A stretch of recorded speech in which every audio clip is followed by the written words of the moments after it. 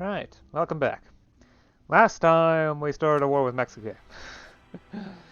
Yeah, I saw a good opportunity to do so. France is, or well, was, in a pretty bad position, so perfect time to do so.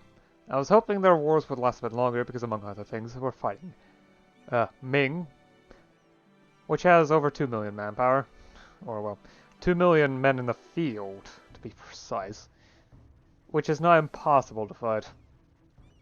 They have decent tech too. They managed to keep ahead well. Yeah, I also ended up rivaling them because I had no other option. And they rivaled me back, so... second great power of the world, greatest power of Europe. On the other hand, they don't actually have that much in the way of manpower. They've got 65 in the field and 18k in reserves, whereas I have, well... only 38 in the field, but I've got 198k in the reserves. That's almost too much, actually. I've actually decided to lower my manpower taxation level by half in order to save money. Because all this manpower is expensive. It's turning into one of my biggest expenses. It has almost caught up to bureaucratic wages. And property. So, I really need to be careful. Plus, a little bit over here. I'll deal with it.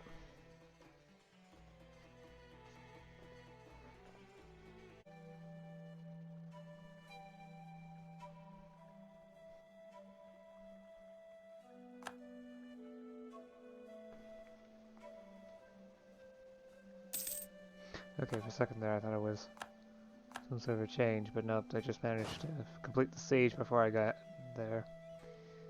Yay! At least this will take about 4 years. Which gives me plenty of time to march in there, back in there, and more, well... Honestly, they seem to be doing well on their own. I'll handle it later.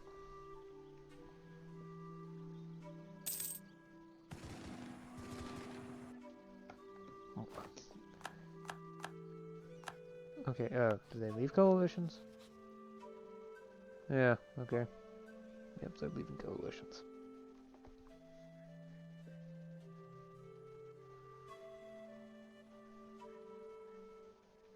Yeah, I managed to get there in literally the same month, so it was just a siege tick. Plus down here, it's low supply limit due to the fact the economy is really weak down there. And over here is a good spot for putting some trade infrastructure. I mean, it's already a larger enough urban population to merit rank 3 amenities. Or at least whoever is investing into infrastructure here believes so. At least there's a lot of effort going into Harborage. I'll bring autonomy down and make it easier for me to tax this place. Plus, the spot is perfect for a lot of investments. Heck, it's already an important trade center. Though I do wonder if there's any deposits. Beyond sea salt. Apparently not. And the sea salt and the salt mines are still producing a heck of a lot of money. Possibly more than the others.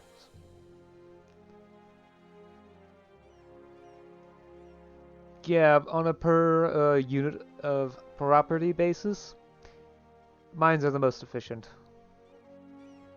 Followed by,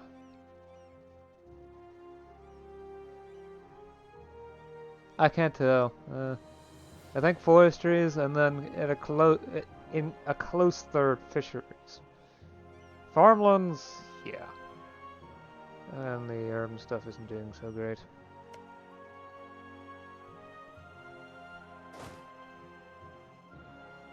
Should I even handle this stuff? I could just leave it be and let my vassals do it. They're strong enough to do that on their own. Especially Colonial and Totonac. They have good mill tech. Good enough. And they have large enough armies to fight at 3-to-1 odds with Mexico, so... I'll just let my ships do the work and... bring my army to somewhere that's reasonably supplied. Ooh, this burns. This We're pretty close to this one, so that once a revolt occurs, I can, well, put them down.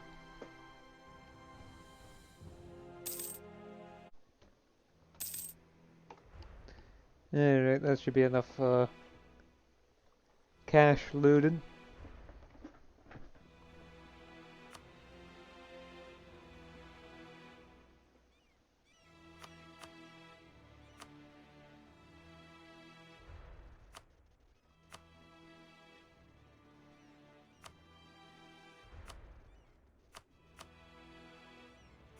Well, actually, I don't need prestige. Just get as much money as... There we go. And my territory still doesn't connect up.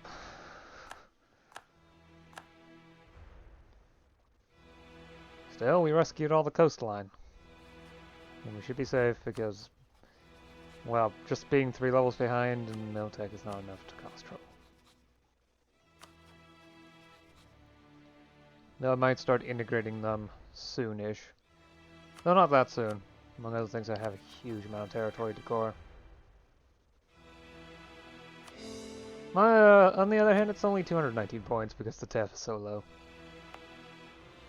So it's gonna be a lot of separatists, so... In fact, the flashpoint might actually move. Well, the flashpoint for the rebels.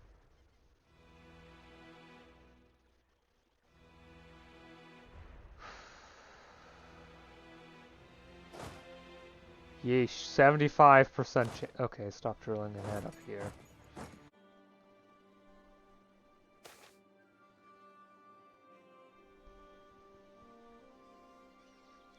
Spare them, of course.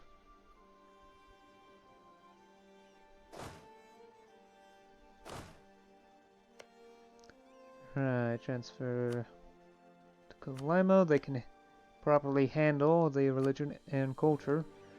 At least I believe so.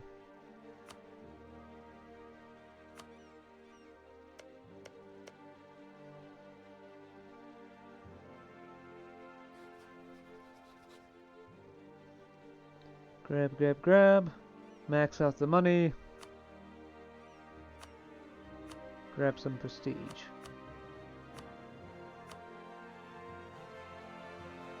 Yep, that's definitely enough to fill out. Probably? 99.96. Alright. I guess I'll take it. Yeah, I was trying to maintain cultural boundaries in order to minimize the required cultures.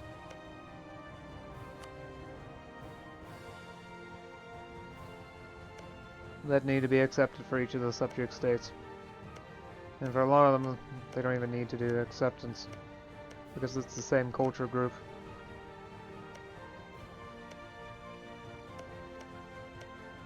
But not for all of them, I will say that.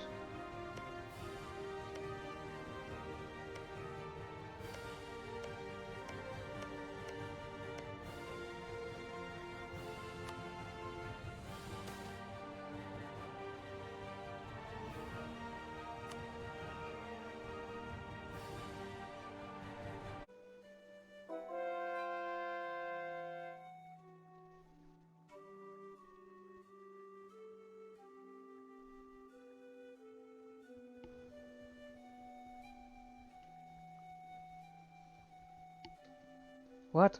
France sent an insult? That shall not stand.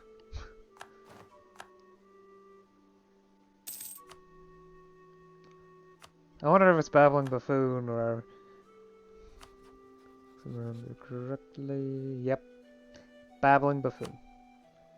Oh yeah, I should finally rival Castilian. It's funny, they have more dev than me.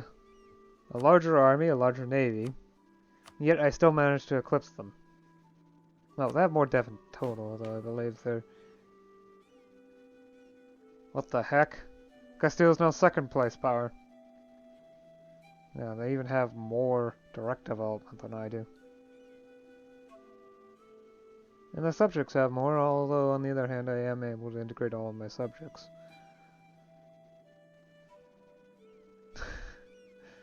I did not know Castile was this close to France.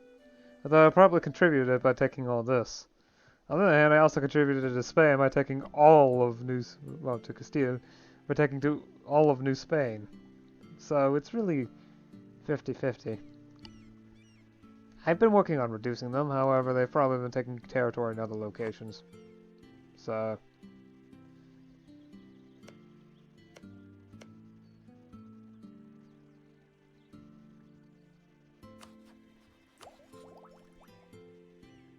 Oh, I've forgotten about tech. On the other hand, I'm not even losing innovativeness, and it's really only good for institution spread, and it also increases unrest. But there's also the bonuses, so... Thankfully, I'm also not getting number 2 increased costs from recent reforms.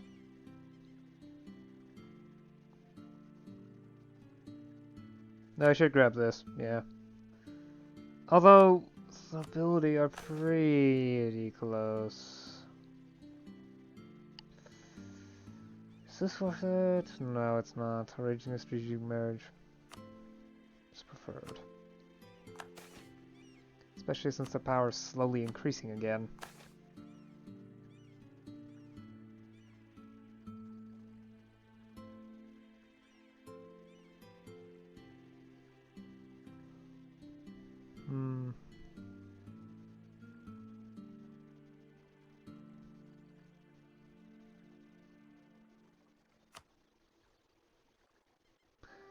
Alright, let me just deal with this stuff then. The 4-field system. Rural goods produce plus 1%, maximum resources size plus 2.5%. Allows another idea group. Modern lighthouses. Owned coast naval combat bonus plus 25%. Naval attrition no longer increased by staying out at sea each month. Trade range plus 130. Enables various ship types. One of which is the frigate, and another the East Indiaman. Doglock muskets. Cavalry fire plus 0.12, artillery fire plus 0.8, cavalry shock plus 0.2. Enables irregular skirmishers or bayonet infantry. I think I'll go for bayonet infantry. On the other hand, the irregular skirmishers have a heck of a lot of defensive fire.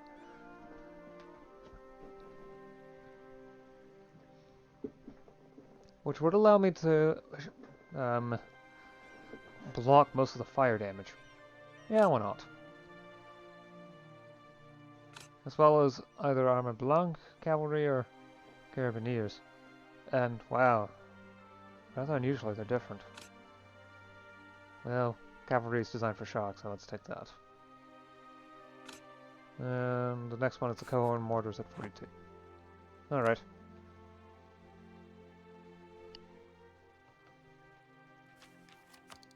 Probably should check idea groups. I mean, I'm now going to do an admin idea group, but I'm not sure what. Engineering. I could do one of the religious ones, perhaps empire ideas.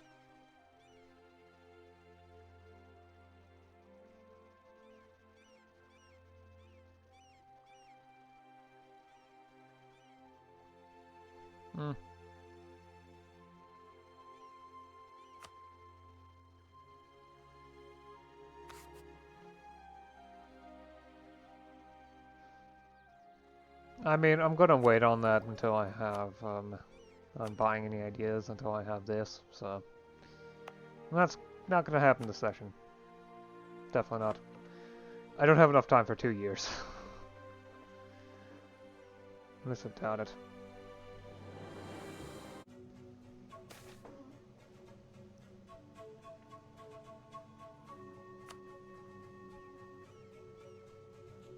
I probably should actually fabricate the claim. Ah, there we are. Alright, so. Defeated Mexique, if you can't tell. Yeah, mine Zacatecas. As well as mine Baja California. There's probably text here, but it's too small to see. Also went ahead and took out Tzintzuntzan, finally. So yeah, if I were to click here, yeah, I control, at least indirectly, all the green and, well, I control directly all the green areas and indirectly all the shaded blue areas. Plus some random islands here in the Pacific. Those have been the focus of my expeditions lately. And, well, economy's going down in a lot of places, which is wonderful. Though, well, yeah, this area isn't doing too great. Especially since none of these provinces have actual harborage, so yeah, this place is going to be difficult to get something working. Especially this province. At least the communication's doing fine. You don't actually need harborage in order to set up communication overseas. The problem is, the thing is, it speeds it up by a lot. Because part of the cost is, well, the embarking cost and arrival cost. Well, so embark cost, which is to leave and to arrive. Which is good, but there are, you know, limits. For example, this province is doing literally the best it can. It's got maxed out rathing, maxed out harborage, and the path to here has maxed out already too. So I literally cannot improve on the CE that this province has without, well, some sort of technological improvement that goes beyond this, or setting up a capital. This province is a different story because pathing, it's actually pretty expensive in these provinces, so plus I haven't maxed out the harborage either. So the pathing is being worked on. Definitely. For sure it's being worked on. Though I do wonder, although in order to figure that out, I have to check on the province that actually has. Of course, when I actually want to check on infrastructure efforts, there isn't a province with infrastructure efforts. There's one. Is parallelism maintained? No, okay. It's for each province. Good. So yeah, tech up to tech level 40. Global trade is slowly arriving. There's only 2 provinces that I have that are getting it. Okay, 4 provinces. Yeah, 4. So over here, it's getting at 0.25 per month. Here, 0.25, 0.27, and finally, 0.25. Yeah, it's slow going. However, academia is going much faster. In fact, it will arrive in the capital in like 2 years. Less than that. A good bit less than that. I would say late next year, or mid next year. And in these provinces, it's also going to be pretty quick, though not quite as quick.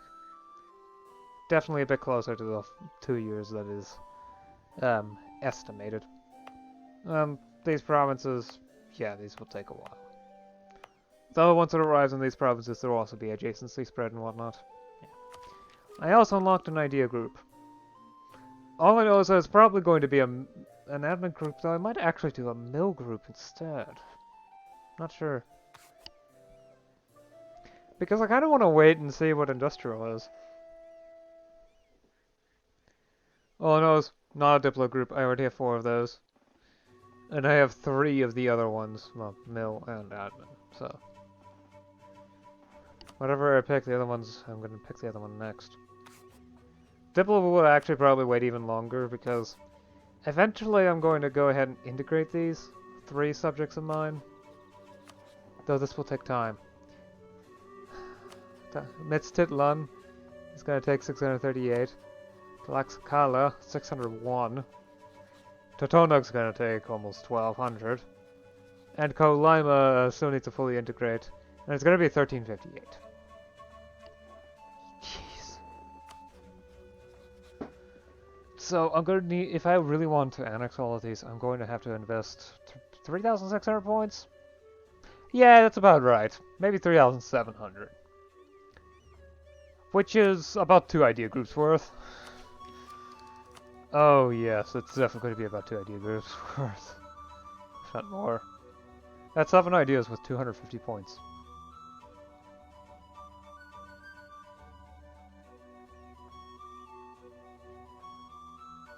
Yeah, that's over 2 idea groups worth. I might not buy any more Diplo ideas. Thankfully, I'm getting a lot of Diplo points. I definitely need them. Especially since high power projection, because colonies counts, well, conquering provinces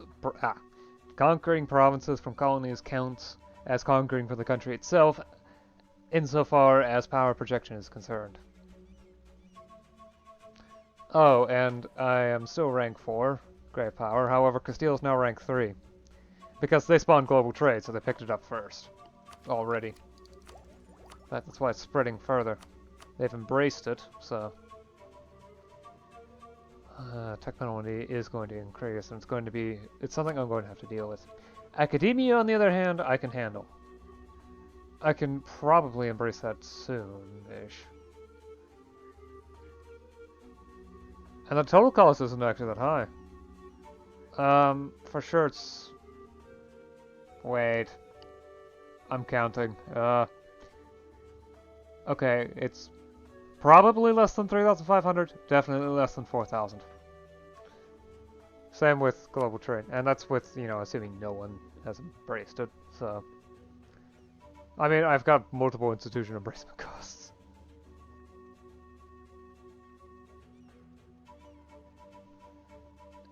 Well, institution embracement cost reductions, so... Yeah, it costs about half. A bit more.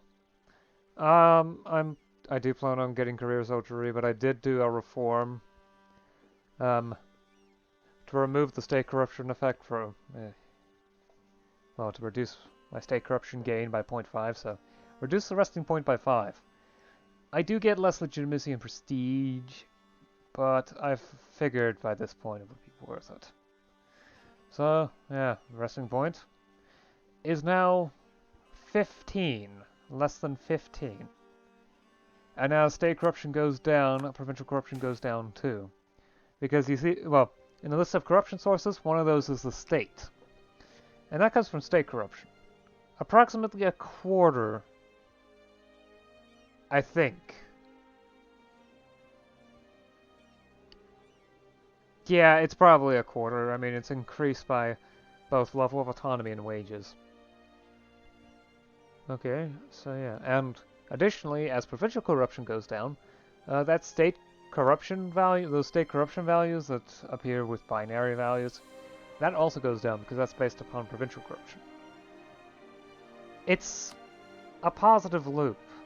It's a positive feedback loop. The more corruption you have in one, the more corruption you'll have in the other, and so the resting point of corruption for both increases over time. Though it's dampened, so it's not going to be +1, +1, +1, +1 ad infinitum. Instead, it's +0.5, then +1/4 on the other side, then +1/8 on the other side, etc. Though not precisely those values. Instead, it's a telescoping series. And anyone with enough mathematics knowledge would know what I'm talking about. Anyway, that's long enough. Yeah. It's quite nice to have conquered so much territory so quickly, although I'm definitely going to have to slow down again for a while. It's a lot of territory to take in, not in really dev values, but in sheer space that it takes up. Additionally, I keep gaining manpower. It's getting annoying. Seriously. While my income is doing extremely well, thanks to corruption going down, and my property income doing great, my manpower is now the biggest realm expense. Yeah, that's terrifying. Honestly, I am getting to the point where I have too much manpower. I'm going to have... I think I might actually start decreasing my state reach. And there's also the question if I want to promote a faction. Well, I mean, the problem with decreasing state reach is a multitude. That's pullback reforms. I'm not doing that. Yeah, okay, that's good enough for now. Definitely. I'll see you again next time. Until then.